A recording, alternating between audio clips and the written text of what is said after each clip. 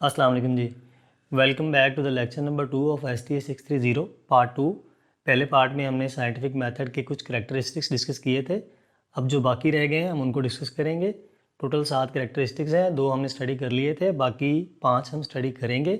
उसके अलावा इस लेक्चर के एंड में हम इस लेक्चर से रिलेटेड जो कुछ MCQs हैं उनको देखेंगे, उनको सॉल्व करेंगे, उनको डिस्कस करेंगे। तो तीसरा करेक्टरिस्टिक जो है साइंटिफिक मेथड का वो है कम्युलेटिव। उसमें ये होता है कि रिसर्चर रिसर्च स्टार्ट करने से पहले लिटरेचर को स्कैन करता है कि कहीं ऐसा ना हो जाए कि वो जो स्टडी कर रहा है वो रिपीट हो रही हो इन इग्नोरेंस। मतलब एक स्टडी जो रिसर्च हो चुकी है उसको सेम मैनर में रिपीट करने का फ़ायदा नहीं है। उसको इस मिसाल से हम समझते हैं कि अगर व्हील इन्वेंट करना है, रिसर्चर सोच रहा है कि व्हील इन्वेंट करे, तो व्हील एक अगर इन्वेंट हो चुका है तो उसको री इन्वेंट करना जो है ना वो wastage of time and resources होगा। तो वो क्या करता है, एग्जिस्टिंग बॉडी ऑफ नॉलेज को स्टडी करता है। ठीक है जी, वो लिटरेचर रिव्यू किया उसने तो उसको पता चला कि व्हील तो ऑलरेडी इन्वेंट हो चुका है। ठीक है जी, तो फिर रिसर्च ने ये नॉलेज जो एग्जिस्टिंग नॉलेज था उसकी बेस पे कोई एक नई चीज़ बिल्ड की कि व्हील इन्वेंट हो चुका है, लेकिन व्हील को फर्दर इम्प्रूव करने के लिए एक रिसर्च नहीं हुई। तो उसने पिछली रिसर्च में, पिछले लिटरेचर में एक गैप देखा, उसकी बुनियाद पे उसने एक नया टॉपिक चूज़ कर लिया है कि हम व्हील को कैसे इम्प्रूव कर सकते हैं। तो इसी टॉपिक को लेके उसने आगे रिसर्च की। तो मुख्तलिफ शेप्स में हम देख रहे हैं कि व्हील जो है फर्स्ट स्टेप में लकड़ी का व्हील है, उसके बाद उसने उसकी शेप चेंज की, उसका वेट चेंज किया, उसको और इम्प्रूव किया, फिर तीसरे स्टेप में और इम्प्रूव किया जाए। इसके वो इस चीज़ पे रिसर्च शुरू कर देता है कि व्हील कैसे इन्वेंट करना है। उसने इस चीज़ पे रिसर्च की कि व्हील को इम्प्रूव कैसे करना है। तो अगर वो लिटरेचर रिव्यू ना करता तो वो व्हील को दोबारा से री इन्वेंट करना शुरू कर देता, जो कि टाइम और रिसोर्सेज का वेस्टेज होता। तो देखिए लिटरेचर रिव्यू के बाद उसका टॉपिक ही चेंज हो गया। पहले उसका टॉपिक ये हो सकता था कि how to make a wheel, तो अब उसका टॉपिक ये हो गया कि व्हील को फर्दर इम्प्रूव कैसे करना है। अच्छा, रिसर्चर की जो फाइंडिंग्स होती है उनको वो ऐसे ही छोड़ नहीं देता, उनको एक लैंग्वेज देता है ताकि लोग समझ सके और उनसे नतीजे अखज़ करता है। ठीक है ना जी, इसको हम इस टेबल से समझते हैं। इसमें इसने 2 वेरिएबल लिए हैं, एक इंडिपेंडेंट वेरिएबल है ऑपरेशनल परफॉर्मेंस और एक डिपेंडेंट वेरिएबल है प्रोसेस कंट्रोल एंड इम्प्रूवमेंट। इन दोनों के दरमियान जो कोरिलेशन है वो 0.725 है। अगर रिसर्चर इसको यहीं पे छोड़ देगा, आगे मज़ीद इसको एक लैंग्वेज नहीं देगा, तो समझने में आसानी नहीं होगी। तो वो लैंग्वेज किस तरह से होगी, नतीजा किस तरह से निकलेगा, उसका मतलब ये है इस टेबल का कि इंडिपेंडेंट और डिपेंडेंट वेरिएबल के दरमियान एक स्ट्रॉन्ग पॉजिटिव कोरिलेशन है, जिसका मतलब ये है कि इंडिपेंडेंट वेरिएबल अगर बढ़ेगा तो डिपेंडेंट वेरिएबल भी बढ़ेगा। उसने एक लैंग्वेज दे दी इस स्टैटिस्टिकल एनालिसिस को। अच्छा, जो भी रिसर्चर की फाइंडिंग्स होती हैं, जो रिजल्ट्स होते हैं, वो इनको एक सिस्टमेटिक तरीके से ऑर्गेनाइज करता है और वो कोशिश करता है कि जो उसकी फाइंडिंग थी उसकी पिछली फाइंडिंग के साथ एक लिंकेज जो है ना वो इस्टेब्लिश कर सके। इस तरह से नॉलेज जो है वो ग्रो करता रहता है। चौथा करेक्टरिस्टिक है जी साइंटिफिक मेथड का, डिटर्मिनिस्टिक। इसका मतलब ये है, इसमें साइंस का एक एजम्पशन है कि जितने भी इवेंट्स हो रहे होते हैं उनके पीछे कोई ना कोई काज होती है और उन काजेज़ को आइडेंटिफाई करना और उनको लॉजिकली समझना ज़रूरी होता है। साइंस का ये यकीन नहीं है कि कोई भी चीज़ ऐसे ही हो जाती है, उसके पीछे कोई ना कोई रीज़न ज़रूर होती है। तो साइंटिफिक रिसर्चर जो होता है वो कोशिश करता है कि जो भी फिनोमेना है जो जिसको वो स्टडी कर रहा है उसके होने की वजूहात को ढूंढ सके और ये ढूंढ सके कि उन वजूहात में से सबसे ज़्यादा इम्पोर्टेंट वजूहात कौन सी हैं। इसको इस एग्जांपल से समझ सकते हैं कि बीए का एग्जामिनेशन है जी 2006 का, उसमें 67% स्टूडेंट जो हैं वो फेल हो गए हैं। तो अब रिसर्चर सबसे पहले मालूम करता है कि वो कौन कौन से फैक्टर्स हो सकते हैं जिनकी वजह से स्टूडेंट फेल हो सकते हैं। तो उसने एक लिस्ट बनाई, उसमें ये है कि स्टूडेंट खुद, उसकी वजह हो सकता है कि स्टूडेंट पढ़ता नहीं है, टीचर कॉम्पिटेंट नहीं है या टीचर पढ़ाते नहीं है, और निसाब में कोई मसला हो सकता है, बुक्स अवेलेबल नहीं है, और एग्जामिनेशन सिस्टम में मसला हो सकता है, और स्टूडेंट के लिए फैमिली लाइफ में कुछ इस तरह के इश्यूज हो सकते हैं जिसकी वजह से वो स्टडीज़ में कंसंट्रेट नहीं कर पा रहा। और इसके अलावा भी और बहुत सारे फैक्टर्स हो सकते हैं जो वो आइडेंटिफाई कर सकता है। लेकिन अगर फ़र्ज़ कर लें यहाँ पे उसने 30 फैक्टर्स आइडेंटिफाई कर लिए और 30 फैक्टर्स को लेके एक मॉडल बनाता है, तो ये स्टडी बड़ी मुश्किल हो जाएगी। जिस पे टाइम भी बहुत ज़्यादा लगेगा और रिसोर्सेज भी ज़्यादा कंज्यूम होंगे। तो वो क्या करता है कि वो एक जो उसके पास जितने भी वेरिएबल्स थे उनमें से जो मोस्ट इम्पॉर्टेंट है कि फर्स्ट मोस्ट इम्पॉर्टेंट कौन सा था, सेकंड मोस्ट इम्पॉर्टेंट कौन सा था, थर्ड मोस्ट इम्पॉर्टेंट कौन सा था, और इनमें कम्बिनेशन वो कौन से दो वेरिएबल हैं जो इन्हें कम्बिनेशन ज़्यादा इंपॉर्टेंट हो सकते हैं। तो वो इनको नैरो डाउन कर लेता है ताकि जो उसका रिसर्च फ्रेमवर्क है वो ज़रा शॉर्ट हो जाए और रिसर्च पे टाइम भी कम लगे और रिसोर्सेज भी वेस्ट ना हो। तो इस चीज़ को हम किफ़ायतशारी भी कह सकते हैं या पार्सिमनी कह सकते हैं, जिसका मतलब ये है कि किसी फिनोमेना को एक्सप्लेन करने के लिए हम मिनिमम से मिनिमम पॉसिबल जो वेरिएबल्स हैं ना वो यूज़ करें ताकि हमारे रिसोर्सेज और टाइम वेस्ट ना हो। एक अहम खसूसियत है कि वो ऑब्जेक्टिविटी के असूल पर कायम होता है, जिसका मतलब ये है कि गैर जानबदाराना तरीके से रिसर्च करना और गैर जानबदाराना तरीके से रिसर्च के रिजल्ट्स को पेश करना। इसके अपोजिट एक चीज़ होती है जो कि सब्जेक्टिविटी होती है। इसका मतलब ये है कि कोई रिसर्चर अपनी ज़ाती ख्यालात या अफकार की बुनियाद पे कोई रिजल्ट्स पेश कर देता है, बजाय इसके कि जो फैक्ट्स थी वो फैक्ट्स की बजाय अपनी ज़ाती नज़रियात की बुनियाद पे कोई नतीजा सामने लेके आ जाता है, तो जो कि साइंटिफिक मेथड की रिक्वायरमेंट नहीं है। इसको इस मिसाल से वाज़े करता हूँ मैं।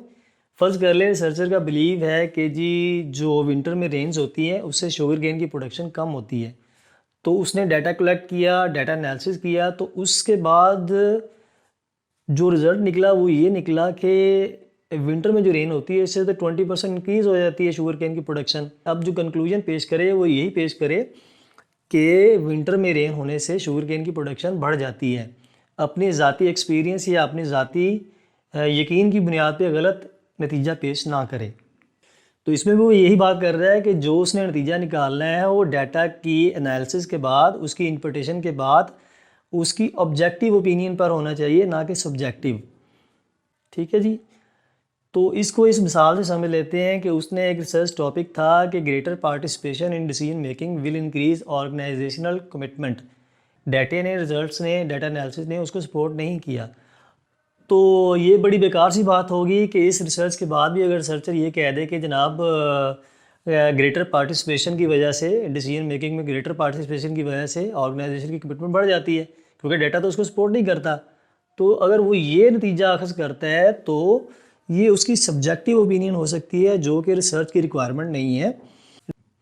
तो अगर उसका यही यकीन था कि ज़्यादा पार्टिसिपेशन से डिसीजन मेकिंग में ज़्यादा पार्टिसिपेशन से ऑर्गेनाइजेशन की कमिटमेंट बढ़ जाती है, तो अगर ये उसने यही यकीन रखना था, यही नतीजा पेश करना था, फिर रिसर्च करने की ज़रूरत ही क्या थी, फिर वो रिसर्च ना करता। अच्छा, इसमें वो ये कह रहा है कि रिसर्चर चूँकि ह्यूमन बीइंग होते हैं तो उनके जो नज़रियात अफकार होते हैं वो रिसर्च की फाइंडिंग को मुतासर कर सकते हैं। तो कोई भी नतीजा जो उसकी ज़ाती पसंद या नापसंद की बुनियाद पर निकाला जाए वो रिसर्च मुतासर करता है और इस तरह से जो प्रेडिक्शन होंगी वो भी ठीक नहीं होंगी। अच्छा जी, छठा जो करेक्टरिस्टिक है वो है स्टैटिस्टिकल जनरलाइजेशन। अच्छा जी, इसमें मतलब जनरलाइजेशन का मतलब ये है कि स्कोप, रिसर्च की फाइंडिंग जो है उसका स्कोप कितना है, यानी कि वो कितने एरिए पे एप्लीकेबल है। अगर वो ज़्यादा एरिए पे एप्लीकेबल है तो इसका मतलब ये है कि उसका स्कोप ब्रॉड है। अगर वो कम एरिए पे एप्लीकेबल है तो इसका मतलब ये है कि वो उसका स्कोप जो है वो नैरो है। इसको एक मिसाल से समझते हैं कि रिसर्च हुई है, सेम टॉपिक है कि participation in decision making enhances organisational commitment. ठीक है ना जी। तो पहली रिसर्च हुई है दो इंडस्ट्रीज़ में, दो मैन्युफैक्चरिंग इंडस्ट्रीज़ में हुई है और उन्होंने पॉजिटिव रिलेशनशिप शो करवाया है। जो दूसरी रिसर्च हुई है वो 15 मैन्युफैक्चरिंग और 15 सर्विस ऑर्गेनाइजेशंस में हुई है। तो लेकिन जो दूसरी रिसर्च हुई है उसका स्कोप ब्रॉड होगा, क्योंकि वो 30 ऑर्गेनाइजेशन में हुई है, जो 15 उनमें से 15 सर्विस ऑर्गेनाइजेशन है और 15 जो हैं वो मैन्युफैक्चरिंग ऑर्गेनाइजेशन है। तो पहली रिसर्च की जनरलाइजेशन जो है वो लो होगी, जो दूसरी रिसर्च है उसकी जनरलाइजेशन हाई होगी। तो जनरलाइजेशन अगर हाई होगी तो हमारी रिसर्च जो है वो ज़्यादा यूज़फुल होगी। अच्छा जी, रिसर्च का मकसद होता है कि वो वाइडर जनरलाइजेशन अचीव करे। उस मकसद के लिए सैम्पलिंग डिज़ाइन जो होता है ना, हमने जो सैंपल लेने हैं वो बड़ा केयरफुली हमें स्ट्रक्चर करना पड़ता है। और उसके लिए ख़ास असूल हमें फॉलो करने पड़ते हैं। तो सैम्पलिंग डिज़ाइन के लिए जो टूल एक यूज़ होता है वो स्टैटिस्टिक्स है, यानी कि जनरलाइजेशन बढ़ाने के लिए जो सैम्पलिंग डिज़ाइन हम करते हैं उसके लिए स्टैटिस्टिक्स बहुत ज़्यादा हेल्पफुल है। फिर उसने स्टैटिस्टिक्स को डिफ़ाइन किया कि ये एक डिवाइस होती है कंपेयर करने के लिए कि क्या हमने ऑब्ज़र्व किया है और क्या हमें लॉजिकली एक्सपेक्टेड था। फिर दोबारा वही बात कर रहा है कि स्टैटिस्टिक्स जो है वो हेल्पफुल है जनरलाइजेशन करने में, जो कि साइंटिफिक मेथड का एक मकसद है। अच्छा जी, 7वां जो करेक्टरिस्टिक है ये बड़ा इंपॉर्टेंट है, इसमें ज़्यादातर स्टूडेंट्स कंफ्यूज रहते हैं, ये है रैशनलिज्म। उसमें ये कहता है कि जो रिलीजन होता है ना वो तो ट्रेडिशंस पर, गैम्बलिंग पर, फेथ पर बिलीव करता है, उस पर रेस्ट करता है, लेकिन साइंस जो है ना वो इन चीज़ों पे बिलीव नहीं करती। साइंस जो है वो जस्ट लॉजिकल रीज़न पे बिलीव करती है। साइंस एक रैशनल एक्टिविटी है और हम जो एक्सप्लेनेशन देते हैं उनकी कुछ सेंस होनी चाहिए। तो जो साइंटिफिक रीजनिंग है उसकी दो लॉजिकल सिस्टम है, एक होता है डिडक्टिव लॉजिक और एक होता है इंडक्टिव लॉजिक। तो अब हम वन बाय वन इनको देखते हैं। डिडक्टिव लॉजिक क्या होता है? उसमें ये होता है कि प्रीमिसेस जो होती हैं वो जनरल थ्योरी से स्पेसिफिक प्रीमिसेस की तरफ मूव करती हैं और जो कंक्लूजन होता है वो जनरल प्रीमिसेस से स्पेसिफिक की तरफ मूव करता है। इसको इस मिसाल से समझते हैं कि प्रीमिसेस 1 है जिसमें वो कहता है कि तमाम इंसान जो हैं वो फ़ानी हैं, ये एक जनरल है। फिर प्रीमिसेस 2 जो है वो कहता है कि शकील एक इंसान है। अब हम जनरल से स्पेसिफिक की तरफ मूव कर रहे हैं कि तमाम इंसान फ़ानी है, एक जनरल स्टेटमेंट है। फिर शकील जो है वो इंसान है, ये भी एक जनरल स्टेटमेंट है। फिर हमने कंक्लूजन निकाला कि शकील जो है वो फ़ानी है। तो क्या हुआ कि हम जनरल से स्पेसिफिक की तरफ मूव कर गए। अच्छा, इसमें ये होता है कि डिडक्टिव लॉजिक में ये होता है कि अगर आपकी प्रीमिसेस ट्रू है ना तो आपका कंक्लूजन भी लाजमी तौर पे ट्रू होगा, यानी कि तमाम इंसान फ़ानी है, ये थ्योरी ठीक है और शकील भी इंसान ही है, तो हमारा जो कंक्लूजन है कि शकील फ़ानी है ये ठीक होगा। लेकिन अगर प्रीमिसेस में से कोई एक भी प्रीमिस जो है वो गलत होगी तो हमारा कंक्लूजन भी फाल्स हो जाएगा। जैसे कि हम कहते हैं कि तमाम इंसान फ़ानी है, वो ठीक है, लेकिन शकील अगर इंसान ही नहीं है तो हमारा कंक्लूजन भी गलत हो जाएगा कि शकील फ़ानी है, ये कंक्लूजन हमारा गलत हो जाएगा। अच्छा, इसमें डिडक्टिव लॉजिक में जो हम कंक्लूजन निकालते हैं ना वो सर्टन होता है, उसमें हम 100% श्योर होते हैं कि ये जो हमने नतीजा निकाला है ये ठीक है। इसमें यानी कि प्रोबेबिलिटी इन्वॉल्व नहीं होती। फिर जी दूसरी लॉजिक आती है वो है इंडक्टिव लॉजिक। उसमें हम स्पेसिफिक प्रीमिसेस से जनरल थ्योरी की तरफ मूव कर रहे होते हैं। इसको हम इस मिसाल से समझते हैं कि प्रीमिस 1 जो है वो ये कहती है कि 90% of males are right handed, ये एक स्पेसिफिक स्टेटमेंट है। तो जो प्रीमिस 2 है वो शकील एक मेल है, ठीक है जी। तो कंक्लूजन हमने ये निकाला कि शकील राइट हैंडेड है, लेकिन ये कंक्लूजन हमारा सर्टन नहीं है, इसमें कुछ चांसेस इन्वॉल्व है, इसमें कुछ प्रोबेबिलिटी इन्वॉल्व है। क्योंकि 90% मेल राइट हैंडेड होते हैं तो 10% मेल राइट हैंडेड नहीं होते। तो इसका मतलब ये है कि 10% प्रोबेबिलिटी फिर भी है कि शकील जो है वो लेफ़्ट हैंडेड हो सकता है, ठीक है जी। तो इसमें यह है कि हमारा कंक्लूजन जो है वो फॉल्स हो सकता है बावजूद इसके कि हमारी प्रीमिसेस ट्रू हों, यानी कि 90% मेल जो है वो राइट हैंडेड है, शकील भी मेल है, दोनों ट्रू हैं, लेकिन 10% चांस फिर भी है कि शकील लेफ़्ट हैंडेड हो जाएगा। इसी चीज़ को हम दोबारा ज़रा एक डिटेल से नए एंगल से देख लेते हैं, डिडक्टिव रीजनिंग और इंडक्टिव रीजनिंग को डिडक्टिव रीजनिंग जो होती है वो जनरल केस से पार्टिकुलर केस की तरफ मूव कर रही होती है, जैसा कि अभी हमने देखा। और जो इंडक्टिव है वो पार्टिकुलर इंस्टेंस से जनरल प्रिंसिपल की तरफ मूव कर रही होती है, ठीक है ना जी। और डिडक्टिव रीजनिंग में थ्योरी को अप्लाई कर रहे होते हैं किसी एक ख़ास केस के ऊपर, और इंडक्टिव में हम फैक्ट्स को लेकर एक थ्योरी जनरेट करने की तरफ जा रहे होते हैं। अच्छा जी, डिडक्टिव लॉजिक जो होती है वो जनरल लॉ को लेकर उसको एक ख़ास केस पे अप्लाई करती है, और जो इंडक्टिव होती है ये ऑब्जर्व डाटा से स्टार्ट होती है। जैसे कि हमने कहा था कि 90% ऑफ द मेल और राइट हैंडेड, यानी कि डाटा ऑलरेडी हमने ऑब्जर्व कर रखा है, और उससे एक जनरलाइजेशन डेवलप करती है और उससे थ्योरी जनरेट करती है, ताकि जो ऑब्जर्वेबल फिनोमेना है उसके दरमियान, वेरिएबल्स के दरमियान एक रिलेशनशिप को एक्सप्लेन किया जा सके। अच्छा जी, डिडक्टिव लॉजिक जो होती है ये सिलोजिज्म से मिलती जुलती चीज़ है। सिलोजिज्म क्या होती है? ये 3 पार्ट लॉजिकल आर्ग्यूमेंट होता है, जिसमें जो कि बेस होता है डिडक्टिव रीजनिंग के ऊपर। इसमें 2 प्रीमिसेस इन्वॉल्व हो रहती हैं जिनको कंबाइन करके हम एक कंक्लूजन निकाल रहे होते हैं। तो यही डिडक्टिव लॉजिक में हम कर रहे होते हैं, यही सिलोजिज्म में हम कर रहे होते हैं। अच्छा जी, वो कहते हैं प्रैक्टिकली जो रिसर्चर हैं वो इंडक्टिव और डिडक्टिव लॉजिक दोनों को इस्तेमाल कर रहे होते हैं। कभी तो थ्योरी जनरेट करना उनका मकसद होता है, या कभी वो एम्पिरिकल ऑब्जर्वेशन करना चाह रहे होते हैं। तो डिपेंडिंग ऑन द कंडीशन वो इंडक्टिव और डिडक्टिव लॉजिक दोनों यूज़ कर रहे होते हैं। वो ये कह रहा है कि जब ह्यूमन बिहेवियर पर रिसर्च हो रही होती है तो ऑब्जेक्टिविटी अक्सर जो है ना वो वायलेट हो जाती है, क्योंकि ह्यूमन बिहेवियर पे रिसर्च भी तो ह्यूमन ही कर रहे होते हैं ना। तो फिर जो रिसर्चर की पर्सनल बायसेस होती हैं उसकी वजह से रिसर्च की फाइंडिंग्स जो होती हैं वो कंटेमिनेट हो जाती हैं। ठीक है ना जी। तो अगर हम बात करें कि 2 पावर बेसिस क्या है ऑफ साइंटिफिक मेथड या साइंटिफिक नॉलेज की, तो वो 2 पावर बेसिस जो हैं उनमें से एक तो है एम्पिरिसिज्म, इसके बारे में हम पहले ही पढ़ चुके हैं, और दूसरी जो पावर बेस है वो रैशनलिज्म है, जो भी अभी हमने लॉजिकल सिस्टम, लॉजिकल आर्ग्यूमेंटेशन जो है डिस्कस की है उनकी बात कर रहे हैं। अच्छा, अगर हम कंसिडर करें कि कोई तीसरी पावर बेस भी है साइंटिफिक नॉलेज की, तो वो स्टैटिस्टिक्स हो सकती है। अच्छा, लॉजिकल पॉजिटिविज्म की अगर बात करें तो उसमें 3 चीज़ें आती हैं, theory plus observation plus statistics. ये वही चीज़ हम लेक्चर 1 में भी पढ़ चुके हैं, इसमें भी पढ़ चुके हैं, इसको डिस्कस करने की ज़रूरत नहीं है। अच्छा, ये ज़रा इंपॉर्टेंट हो जाता है, मैंने सम अप किया है तमाम कैरेक्टरिस्टिक्स को कि उनका मतलब क्या होता है।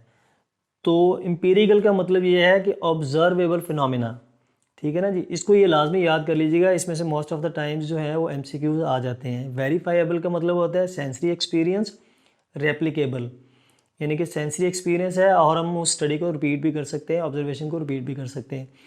कम्युलेटिव का मतलब क्या है कि नॉलेज एक्यूमुलेट के इल्म जमा होता रहता है। डिटर्मिनिस्टिक का मतलब क्या है कि हम ये मालूम करते हैं कि चीज़ें क्यों हो रही हैं, कॉज उसकी ढूंढने की कोशिश करते हैं। प्रैक्टिकल न्यूट्रलिटी का मतलब क्या है?